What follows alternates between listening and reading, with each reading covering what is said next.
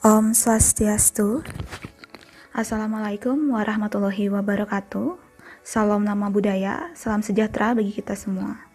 Baik, perkenalkan kami dari SGD A7 akan mempresentasikan student project kita kali ini dengan judul Leishmaniasis. Baik, ini adalah nama dari anggota kelompok kami. Presentasi akan dimulai dari pendahuluan. Baik, perkenalkan nama saya Jonathan Santoni dengan digit tracking 059. Saya akan menjelaskan latar belakang dari pembuatan SP Leishmaniasis. Leishmaniasis merupakan salah satu penyakit menular yang dimana kasusnya terbesar ke-9 di dunia. Penyebaran dari Leishmaniasis ini menurut data paling banyak di negara-negara berkembang dan negara-negara miskin. Penyebarannya juga melalui vektor seperti lalat maupun manusia itu sendiri yang dapat memperparah jumlah kasusnya. Parasit Leishmaniasis diketahui sudah berkembang menjadi dua taksonomi. Yang pertama Old World dan New World. Perbedaan signifikannya terdapat pada letak penyebarannya. Pada Old World menyebar di benua Eropa, Afrika, Asia, dan New World berada di benua Amerika. Namun faktanya penyakit Leishmaniasis masih terabaikan. Menurut WHO, Leishmaniasis merupakan salah satu penyakit yang paling terabaikan. Hal tersebut disebabkan karena akibat dari epidemiologi dan ekologi yang kompleks, di mana penelitiannya hanya mempertimbangkan satu atau beberapa parameter saja, dan sebagian besar dilakukan di negara atau di daerah endemik saja. Kedua, kurangnya manajemen penyakit tersebut. Ketiga, kegagalan dalam mengenali maupun mengobati penyakit ini. Sehingga pembuatan SP ini bertujuan agar setiap mahasiswa kedokteran perlu memiliki pengetahuan mendasar mengenai gambaran Leishmaniasis, sehingga nantinya saat berpraktik menjadi dokter, bisa mengenali kasus ini serta mengarahkan penderita mendapatkan pengobatan yang adekuat. Sekian dari saya mengenai latar belakang, selanjutnya akan dilanjutkan oleh teman saya. Adapun rumusan masalah seperti berikut. Berdasarkan latar belakang yang telah dijelaskan, yang menjadi permasalahan dalam pembuatan student project ini adalah 1. Bagaimana siklus hidup dari lalat penyebab Leishmaniasis? Lalu apa saja tanda dan gejala dari Leishmaniasis? Lalu bagaimana cara mendiagnosis Leishmaniasis? Dan bagaimana penanganan dan pencegahan dari Leishmaniasis? Adapun tujuan dari penulisan student project ini berdasarkan latar belakang dan rumusan masalah yang telah dijelaskan, yang menjadi permasalahan dalam pembuatan student project ini adalah yang pertama, mengetahui bagaimana siklus hidup dari lalat penyebab Leishmaniasis, lalu mengetahui tanda dan gejala dari Leishmaniasis, yang ketiga, mengetahui cara mendiagnosis Leishmaniasis, dan yang terakhir, mengetahui penanganan dan pencegahan Leishmaniasis. Adapun manfaat dari penulisan ini, yaitu dalam pembuatan student project ini, tentunya terdapat manfaat yang ingin dicapai. Di antaranya, pertama, mengetahui penyakit Leishmaniasis secara umum, lalu sebagai sarana penyampaian informasi dan edukasi tentang Leishmaniasis. Baik, perkenalkan nama saya Iwayara Sidarta Putrayana dengan 3 digit NIM terakhir 206. Jadi di sini saya akan menjelaskan tentang Leishmaniasis. Jadi Leishmaniasis itu sendiri merupakan suatu penyakit parasit yang biasanya terdapat di daerah subtropis, tropis, atau Eropa Selatan. Leishmaniasis ini sendiri diklasifikasikan sebagai penyakit tropis yang terabaikan atau NTD yang disebabkan oleh parasit Leishmania. Promastigot dari Leishmania ini sendiri ditularkan oleh lalat pasir baik itu jenis Plebotomus maupun Lutzomia ke inangnya. Lalat pasir tersebut dapat terinfeksi dengan menggigit manusia atau hewan yang terinfeksi. Jadi infeksi pada manusia dapat disebabkan oleh lebih dari 20 spesies Leishmania. Beberapa di antaranya adalah L. dovani, L. infantum, L. mexicana, L. amazonensis, L. venezuelensis, L. tropica, L. mayer, dan L. aethiopica. Dan juga dapat terinfeksi oleh spesies lainnya. Baik, sekian dari saya. Terima kasih. Perkenalkan, nama saya Nika Ayu RW dengan 3 digit NIM terakhir itu 223. Saya akan mulai menjelaskan mengenai patogenesis dari Leishmaniasis. Leishmaniasis ditularkan melalui gigitan Phlebotomina atau lalat betina yang terinfeksi. Lalat menyuntikkan Pramastigotes pada tahap infektif dari belalai mereka selama makan. Pramastigotes yang telah mencapai luka tusukan adalah fagositosis oleh makrofag. Jenis selnya merupakan fagositosik monokuler lainnya. Pramastigotes mengubah sel-sel ini ke dalam tahap jaringan parasit, yaitu amastigotes. Parasit, inang, dan faktor-faktor lain akan mempengaruhi apakah infeksi ini menjadi simptomatik ataukah asimptomatik. Lalat menjadi terinfeksi dengan belan set yang terinfeksi selama makan darah. Dalam tubuh lalat, amastigotes berubah menjadi promastigotes, berkembang dalam usus. lalu akan ditularkan oleh lalat bila lalat tersebut menghisap darah manusia pada stadium promastigotes, yaitu di mana promastigotes tersebut akan masuk ke dalam makrofag dan berubah menjadi stadium amastigot. Selanjutnya, stadium amastigot ini berkembang biak lagi secara terbelah pasang dalam bentuk longitudinal dan seterusnya hidup di dalam sel atau intraselular.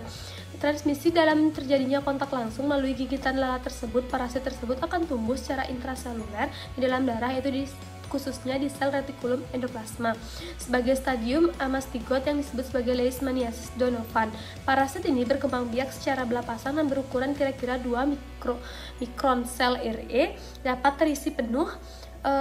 sel RE tersebut dapat terisi penuh oleh parasit dan mengakibatkan sel tersebut lisis atau pecah.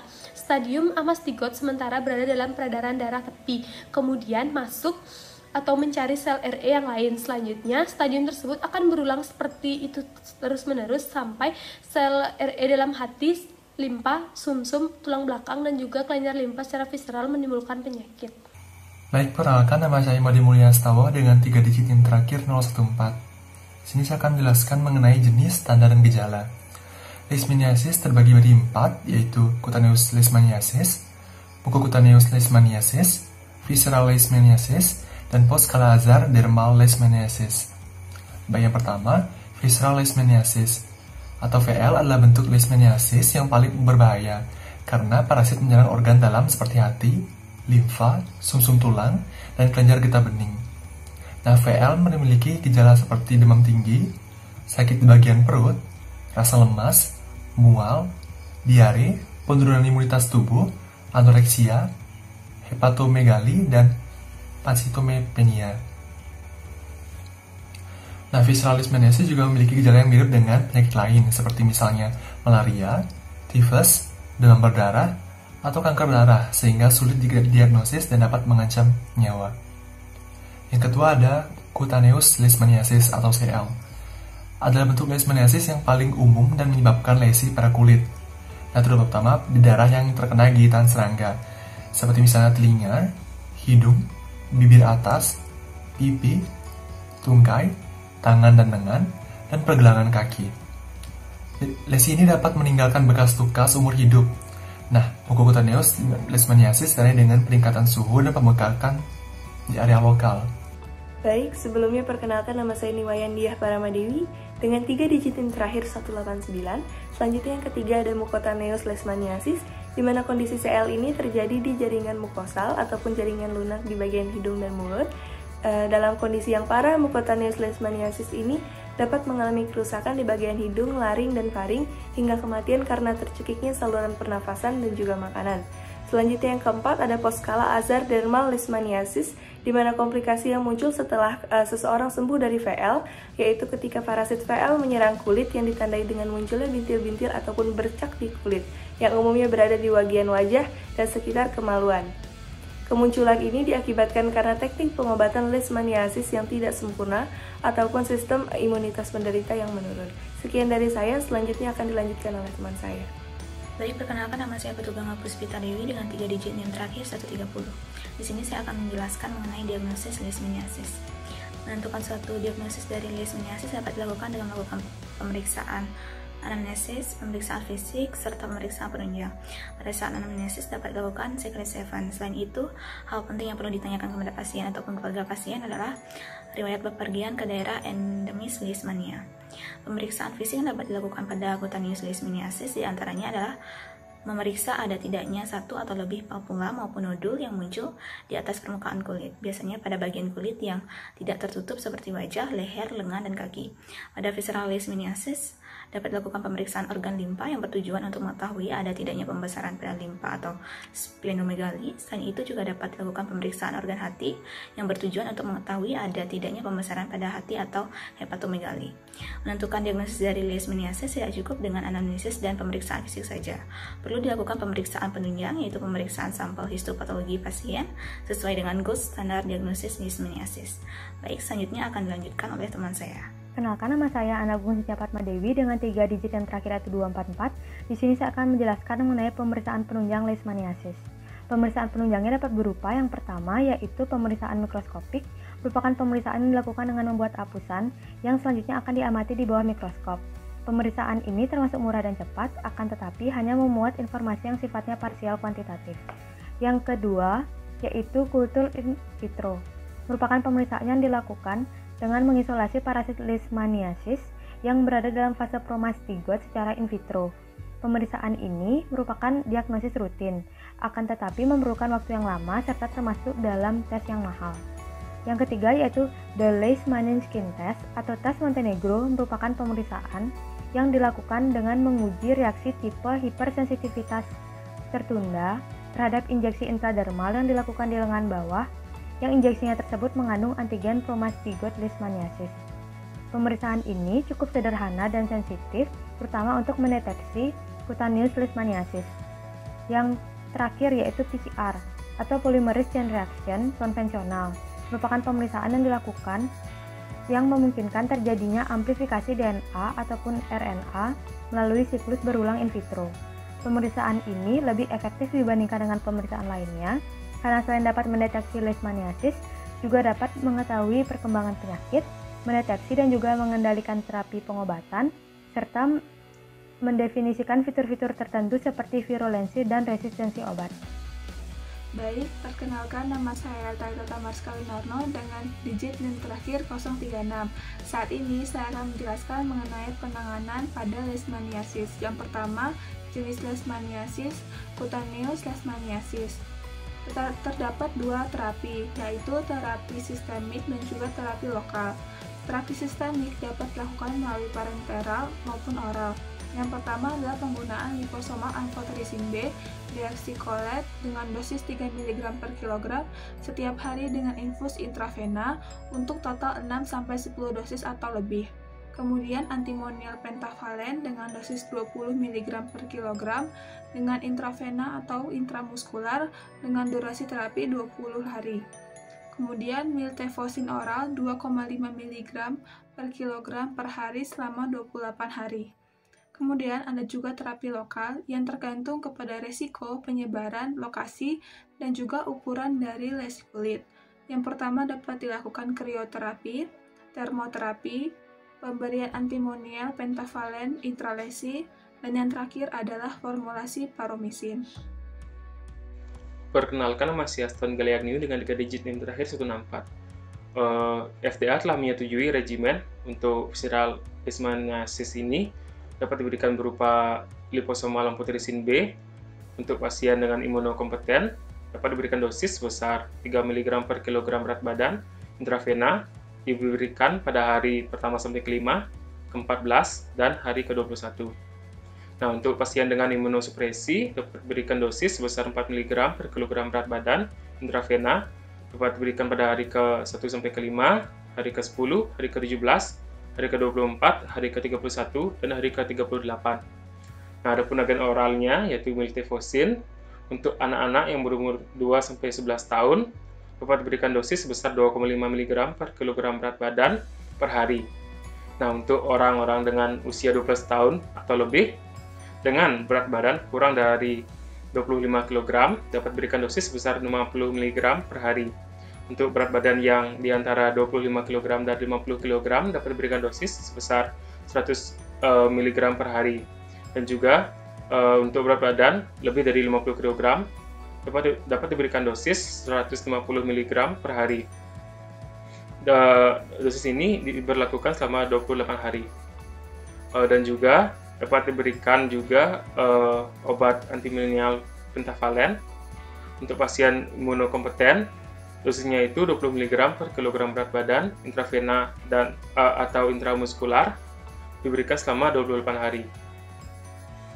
Untuk penanganan mucocutaneous Leishmaniasis dapat diberikan antimonial pentavalen dengan dosis sebesar 20 mg per kilogram berat badan per hari, intravena atau intramuskular selama 28 hari. Nah, dapat juga diberikan liposomal amphotericin B dengan dosis kumulatif total yaitu sebesar 20-60 mg per kilogram berat badan. Nah, dapat juga diberikan agen oral yaitu berupa miltefosine dengan dosis 2,5 mg per berat badan per hari selama 28 hari. Di Afrika, Oskal-Azar dermal leishmaniasis ini tidak diobati dengan baik karena dalam 1 tahun 85% kasus dapat sembuh tanpa pengobatan. Akan diobati apabila terdapat infeksi yang parah.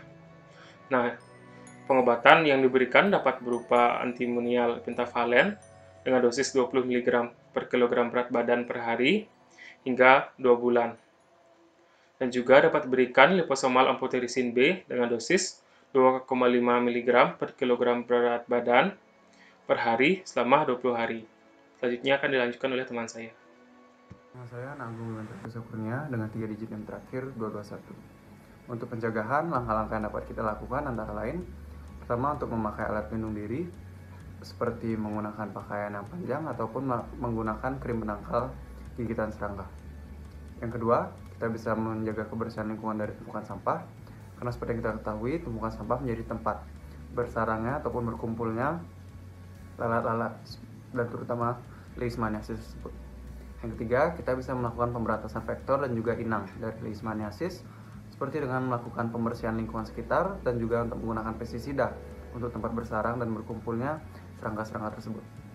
Kemudian, kita juga bisa melakukan isolasi pasien leishmaniasis dan juga mengobatinya. Seperti yang kita ketahui, pasien leishmaniasis menjadi vektor dan juga reservoir dari adanya infeksi tersebut dan takutnya akan menjadi vektor untuk penyebaran di lingkungan ataupun keluarga sekitar dari pasien. Kemudian kita bisa memberikan pendidikan kepada masyarakat mengenai siklus kehidupan dari leishmaniasis dan juga teknik pencegahannya. Dengan cara memberi edukasi tersebut, masyarakat akan menjadi lebih waspada dan mampu untuk melakukan perlindungan terhadap diri mereka dan juga keluarga terdekat mereka.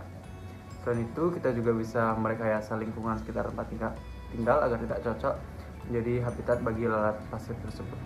Dengan cara kita merekayasa tempat tinggal untuk membuatnya menjadi situasi yang tidak nyaman ataupun tidak tepat bagi lalat pasir tersebut, sehingga mereka tidak akan memiliki keinginan untuk tinggal di wilayah tempat tinggal kita.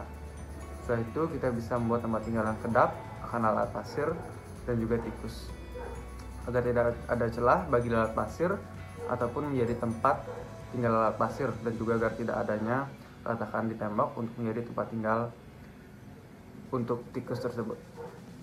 Kemudian kita bisa mengurangi aktivitas di luar rumah sejak matahari terbenam hingga matahari terbit, karena lalat pasir ini merupakan hewan nokturnal di mana mereka akan beraktivitas banyak pada jam-jam tersebut, sehingga rentan bagi kita untuk beraktivitas karena dapat terinfeksi oleh gigitan dari lalat pasir yang membawa leishmaniasis tersebut.